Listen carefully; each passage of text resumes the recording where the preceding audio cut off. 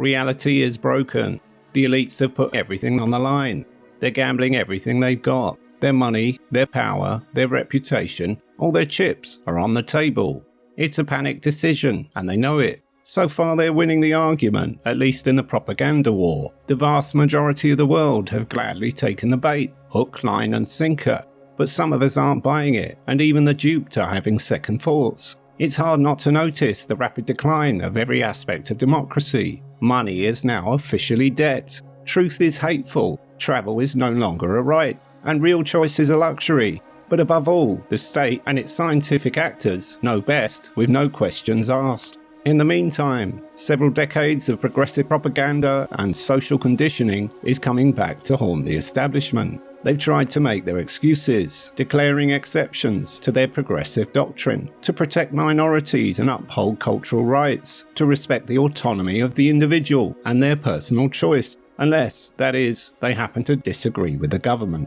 Which means, if you've been culturally alienated for not conforming to the majority view, then you're living proof of government hypocrisy. The elites and their media entourage are desperate to sweep the quagmire under the carpet, but the problem remains. A creeping doubt is spreading amongst the compliant, a sneaking suspicion that they might just be standing on the wrong side of history.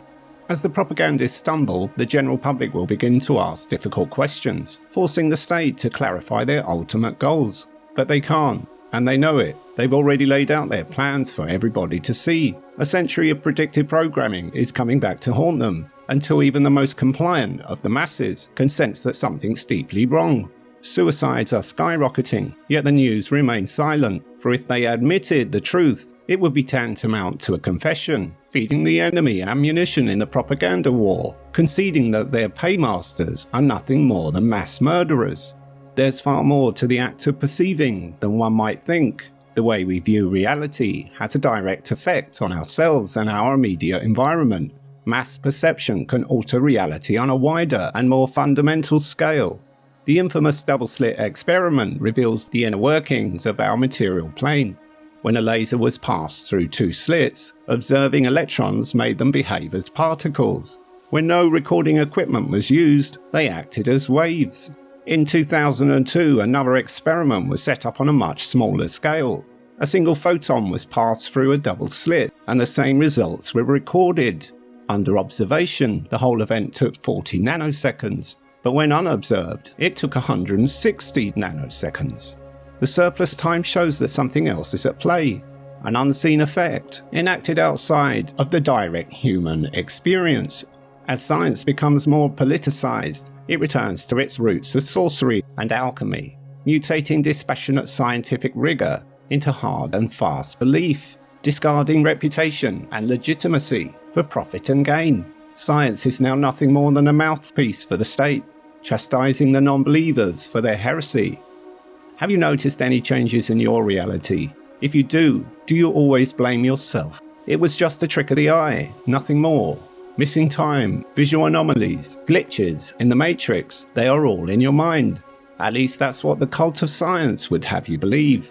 Much of the world's scientific, historical and intellectual body of work, which so many of the human race treat as gospel, is filled with contradictions, and at times even lies.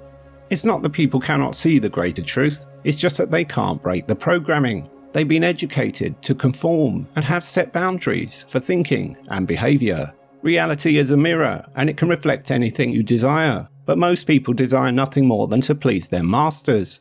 When they look in the mirror, they see what they're told to see, yet they know that by embracing the lies of their tormentors, they go against their own instincts and lie to themselves. It's literally self-induced psychosis, cognitive dissonance on the grandest scale.